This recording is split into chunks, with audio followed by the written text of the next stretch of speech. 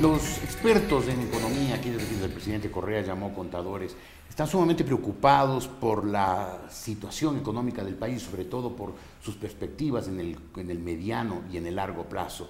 El país está sobreendeudando, está gastando más de lo necesario, está construyendo una economía basada en el consumo y no en la producción.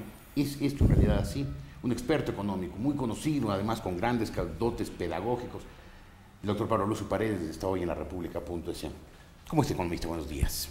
Buenos días, Jorge. ¿La situación es así tan preocupante?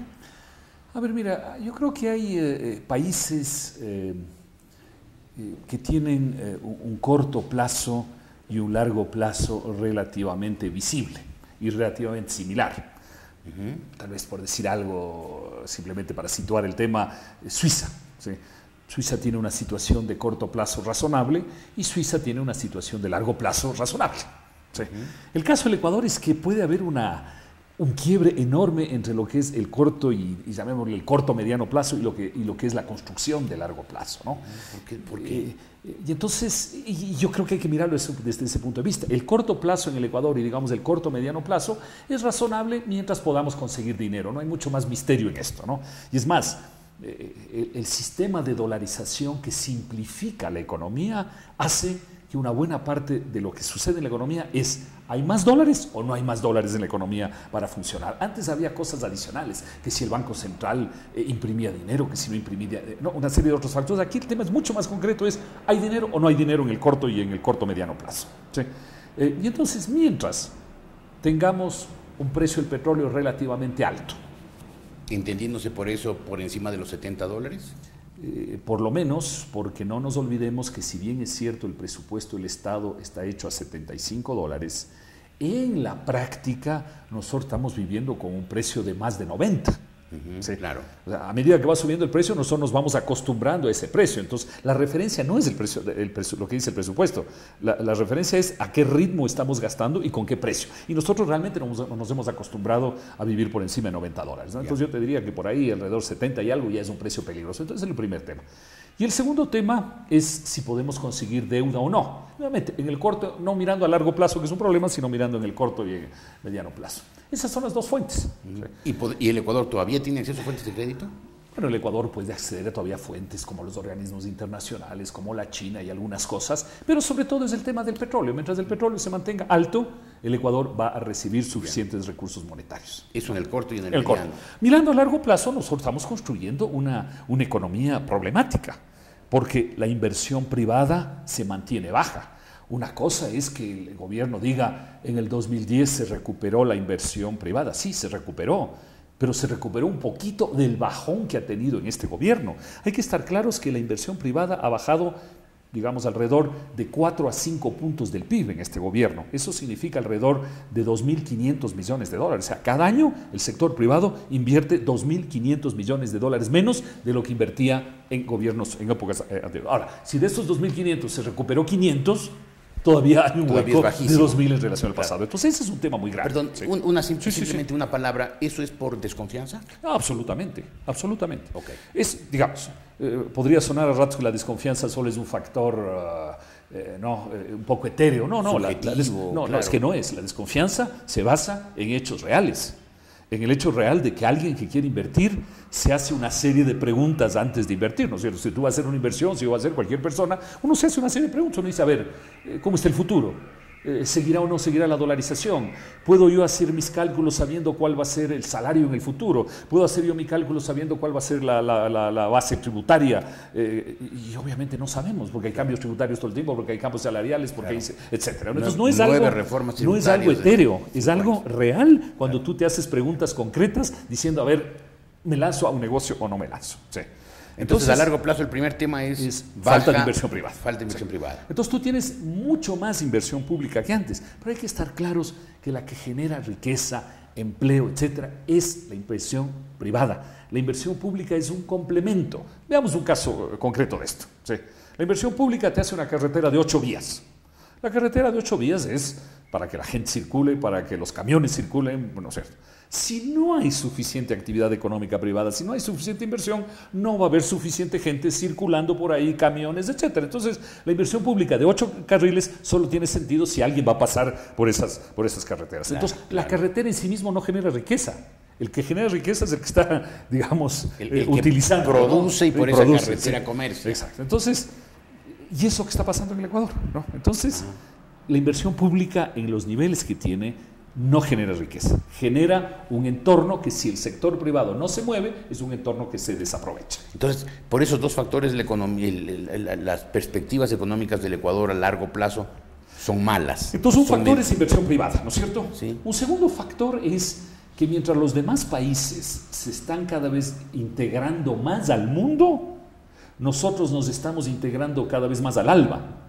¿Al ALBA? Sí, al famoso ALBA, ¿no? Sí, claro. Tenemos ahora el sucre con Venezuela, la moneda, que obviamente está hecha. No, hay gente que dice, mira, es una preocupación enorme porque este sucre va a reemplazar al dólar. No, ese sucre no va a reemplazar al dólar. Claro. Pero está hecho para que tengamos más facilidad de relaciones con Venezuela. Estamos como agrandando el canal para relacionarnos con Venezuela. Pero Venezuela es el futuro nuestro. No, pues. No, claro. El futuro nuestro es el Pacífico, por ejemplo. Sí. ¿No? O sea, la cuenca Asia-Pacífico, el Japón, la China, los mercados del Asia. Estados Unidos sigue siendo Europa grandes, por más problemas que tengan, sigue siendo la mitad de la economía mundial.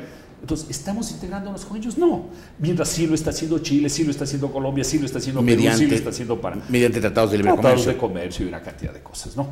Mira tú ahora mismo, el tratado con la Unión Europea, según la noticia de hoy día, ya está diferido al año próximo. O sea, 4 o 5 meses más, ¿no?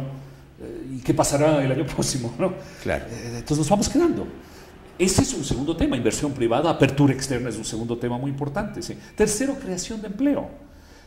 Más allá de que uno pueda tratar de dorar la píldora moviendo las cifras y lo que sea, lo cierto es que en el Ecuador en estos 4 años no ha habido creación de empleo privado.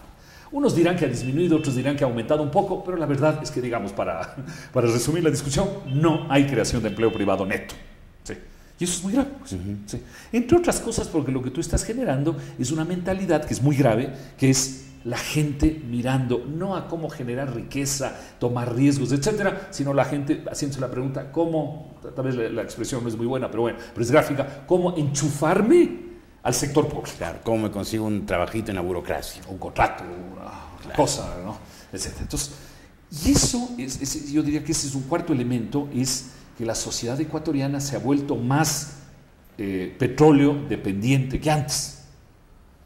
Cuando este gobierno se ha pasado y sigue diciendo que lo que estamos construyendo es una economía, ¿cuál es la expresión? Post-petrolera. No estamos construyendo ninguna economía post-petrolera. Claro. Estamos construyendo una economía más petrolera, en consecuencia más dependiente del Estado. ¿Cuántos ecuatorianos hoy dependen del Estado que no dependían hace, no sé, 10 años, digamos? Sí, por lo que tú decías, ya sea por un contrato público, sea porque el hermano tiene un empleo, ya sea por cualquier cosa. ¿Cuántos? Cantidades. O porque reciben un bono, por lo que sea. Claro. Cantidades. ¿Es sano para una sociedad volverse petróleo dependiente? No es sano. Claro, ni Estado dependiente. Petróleo implica Estado, pues el Estado. El famoso ogro filantrópico que le decía Octavio Paz. No es sano. Entonces, son cosas de fondo que se van acumulando en la sociedad. Y luego yo agregaría una cosa que también señalaste tú antes, que es que vas construyendo, sobre esa base vas construyendo una sociedad no de gente que emprenda, no es que todo el mundo tenga que volverse emprendedor, pero no es una sociedad de emprendimiento, de querer, sino una sociedad que está esperando que el Estado le resuelva los problemas. Y eso es tremendamente grave. Y eso puede ser comprensible en Suecia, que ya ha alcanzado un nivel de vida donde... Claro, extraordinario. De allá en el fondo puedes, ¿no? Claro. Que tiene mucho, pero además que tiene un sector privado poderosísimo, además, con empresas, pero además, industrias. Digamos, a ese nivel de riqueza, por último, tú dices, mira, yo hago lo que quiero, ¿no? Claro. Pero no al nivel de vida del Ecuador. Ahora, con todo lo que dices, claro, a mediano, a largo plazo la situación es preocupante. En el corto plazo no se vislumbra la posibilidad de ninguna crisis, aunque el precio del petróleo bajara, como anticipan algunos que podría bajar a 60 si es que la producción de petróleo de Libia se integra, la de Irak aumenta. Mira, puede haber una crisis muy grave en el Ecuador si el precio del petróleo cae fuertemente y cae sostenidamente. ¿Por qué no nos olvidemos de una cosa? Cuando hubo la crisis del 2008, que el gobierno dice, gracias a la maravillosa política económica del gobierno, es que pasamos esa crisis. No es así. La crisis del 2008 la pasamos por dos razones. Uno, teníamos ahorrados 6.500, bueno, quitemos el dinero del sistema financiero. El gobierno tenía 6.000 millones de dólares en reservas. Es la primera razón. Claro. ¿Sí? Si tú mañana te pierdes tu empleo y tienes guardado en el banco $1 millón, bueno, no está tan grave la cosa. No pasa nada, claro. Si tienes guardado $1.000, está un poco más grave. No, teníamos 6.000 millones. ¿Sí?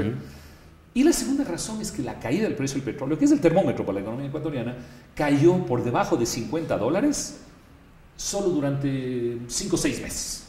De noviembre del 2008 a más o menos abril, por un poquito más del 2009. Sí, solo fueron 6 meses que cayó. Claro. Sí. Entonces el Ecuador tenía con qué resistir. Entonces el Ecuador tenía reservas, no fue demasiado fuerte, entonces el asunto fue manejable. Por eso Claro. tendría que caer fuertemente el precio del petróleo y sostenidamente, no es un asunto de 1 o 2 meses, digamos que tendría que durar 6 meses, 8 meses, 10 meses, un año, Claro. y una caída yo diría que sea por lo menos hacia los niveles de $50, tal vez $60 por ahí, Claro. para que esto produzca un efecto muy negativo. Ahora, hay quienes dicen, de la manera que se está manejando la economía va a ser absolutamente inevitable que un próximo gobierno de aquí a 3 años, a 4 años, tenga que pegarle un buen ajuste a la economía, un buen ajuste, porque hemos tenido una economía de derroche, de despilfarro, de descuido, una economía populista. ¿Así es? Sí es así, porque, por ejemplo, tú tienes que de alguna manera revertir este tema de la inversión. La inversión antes de este gobierno era más o menos 21% del PIB privada y 5% pública. Ahora estamos en 17-12 o 18-12. ¿Sí? Tenemos que volver a un reequilibrio, lo cual no quiere decir, porque hay gente cuando uno comenta esto que dice, entonces usted no quiere que haya mejor educación en el Ecuador, no quiere que haya mejor salud. No se trata nada de eso, no es de eso. Claro. Con los recursos que hay se puede hacer mejor educación y se puede hacer mejor salud, pero se puede dejar de hacer una cantidad de otras cosas que hace el gobierno que son inútiles. El gobierno tiene hoy 100.000 empleados más que antes. 100.000. Ahora, algunos dicen que parte de esos eran tercerizados. Bueno, ya, digamos que el gobierno tiene 50 o 60.000 empleos más. Ya, bueno, son 50 o 60.000 empleos más. Claro, que le cuestan a cada ecuatoriano contribuyente, claro. Entonces, evidentemente, cualquier otro gobierno va a tener que reajustar una serie de cosas que se han venido haciendo. Eso no hay la más mínima duda. Y tiene que ponerle calidad a una serie de cosas que se han venido haciendo y que no necesariamente se las hace con calidad. Entonces... precisamente en educación, en salud, no, esas cosas hay que hacer, por supuesto. Dicen que se gasta mucho y se invierte poco. Sí, hay un gran desafío, que no es fácil tampoco, no es que cambiar la educación es algo fácil, no, son temas complicados. Claro, y usted es un experto en pero temas de educación. Pero de pronto es mejor, yo creo que es uno de los grandes problemas. Yo creo que deberíamos tener un gobierno que tome 3 o 4 prioridades y se dedique a esas prioridades, ¿sí? En lugar de un gobierno que quiere resolver todo, ¿no? Quiere resolver los problemas del fútbol ecuatoriano de hace 40 años, de quién mismo ganó y por qué ganó, hasta cosas serias. Es decir, el gobierno quiere... Claro, bueno, pero este gobierno parece tener una prioridad, que es perpetuarse. Absolutamente, exacto. Claro. Eso sí, absolutamente. O sea, hay que tener un gobierno, dice usted, que tenga prioridades, que sean la salud, la educación, la creación de empleo, la seguridad de los ciudadanos, no simplemente la propaganda para perpetuarse. Así lo que es la base de un gobierno, que es la justicia, ¿no? Es decir, la seguridad y la justicia son las razones por las cuales nace el Estado, ¿no? Perfecto. Economista Lucio Paredes, muchas gracias por haber estado hoy en la República. Gracias. Pablo Lucio Paredes, un experto económico, también, dicho sea de paso, en temas de educación, un apasionado por esos temas. Hoy en la República.es.